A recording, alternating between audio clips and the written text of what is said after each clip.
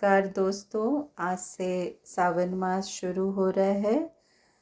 तो शिवा से regarding topics और स्टोरीज़ लेकर मैं आऊँगी। आज का टॉपिक है श्री सोमनाथ ज्योतिर्लिंग। यह टॉपिक मैंने बुक शिव स्वरूप शिव रहस्य में से लिया है और इसके लेखक और पब्लिशर श्री हशविंदर सिंह पठानिया जी हैं। चलिए सुनते हैं श्री सोमनाथ ज्योतिर्लिंग की कथा। श्री सोमनाथ ज्योतिर्लिंग गुजरात में समुद्र तट पर विराजित है। आदिकाल में जब चंद्र का विवाह दक्ष की सभी 27 कन्याओं के साथ हुआ तो चंद्र का लगाव केवल रोहिणी से होने के कारण बाकी पुत्रियों ने अपने पिता दक्ष प्रजापति से इस बारे में हस्तक्षेप की याचना की। प्रजापति ने अनेकों बार चंद्र को समझाया और उनसे अपने पति धर्म का पालन करने को कहा, परंतु चंद्र ने इस ओर ध्यान नहीं दिया। इस पर कुपित हो दक्ष ने चंद्र को क्षय होने का श्राप दे दिया। श्राप के कारण चंद्र को भयंकर पीड़ा और रोग का सामना करना पड़ा।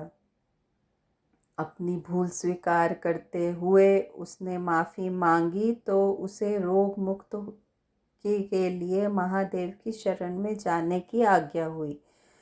चंद्र ने बहुत विधि पूर्वक महादेव का कठोर तप किया, जिससे प्रसन्न हो महादेव ने चंद्र को क्षय रोग से मुक्ति देकर उसे दूज की कला में अपने मस्तक पर सुशोभित किया। चंद्र ने शिव से वहीं समुद्र तट पर लिंग रूप में स्थापित होने की याचना की, जिसको स्वीकार कर महादेव सोमनाथ के रूप में वहाँ स्थापित हुए। सोम अर्थात चंद्र जो मन के देवता हैं, जिनसे भावनाएं उत्पन्न होती हैं, जो चंचल हैं, ऐसे चंद्र को प्रभु ने अपने मस्तक पर धारण कर स्थिरता प्रदान की। शिव ने लोक कल्याण के लिए चंद्र की याचना स्वीकार कर अपना दिव्य रूप मानवता को सोमनाथ के रूप में प्रदान किया। शिव ही है जो चंचल मन को स्थिरता प्रदान कर सकते हैं, मन को शांति प्रदान कर सकते हैं।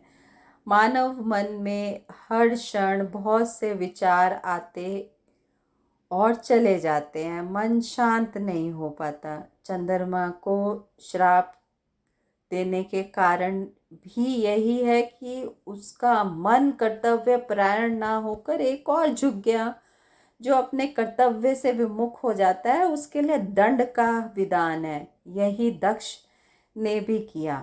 प्रजापति अर्थात जो पालक हो, जिस पर अपने अधीन रहने वालों के लिए नियम और दिशा निर्देश बनाने का और उन नियमों को पालन करवाने का तथा अपने संरक्षण में आए हुए की रक्षा का भार हो,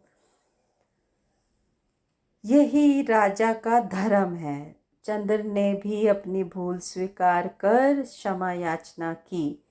यही पश्चाताप का पहला उपाय है। चंद्र ने बताए गए विधान का कठोरता से पालन किया। यही रोग मुक्ति का मार्ग है। शिव ने प्रसन्न हो उसे रोग मुक्त किया। यही पालक की पहचान है। यहाँ पे चंद्र को मस्तक पर धारण करना क्यों अनिवार्य था?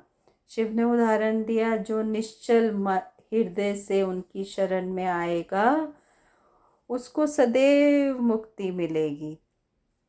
शिव मस्तक पर आरूढ़ हो चंद्र का भी यश बढ़ गया।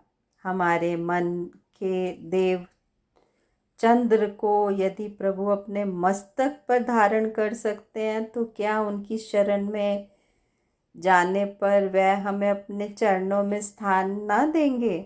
हमारा शिव की शरण में जाना ही उस रोग से मुक्ति का एकमात्र उपाय है, जिसे विकार कहा जाता है।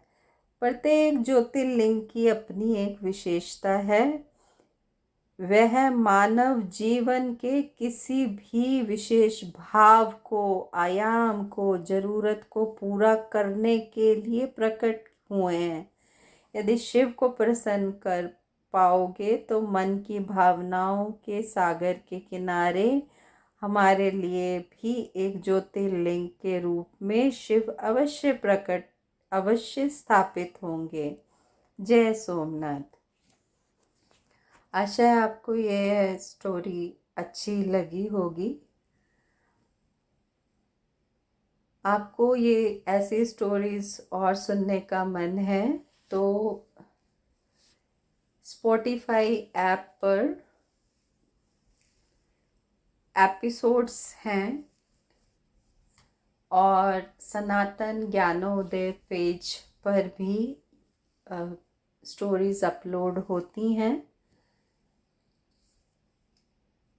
चलिए अब आती हूँ एक नए स्टोरी के साथ। तब तक के लिए नमस्कार।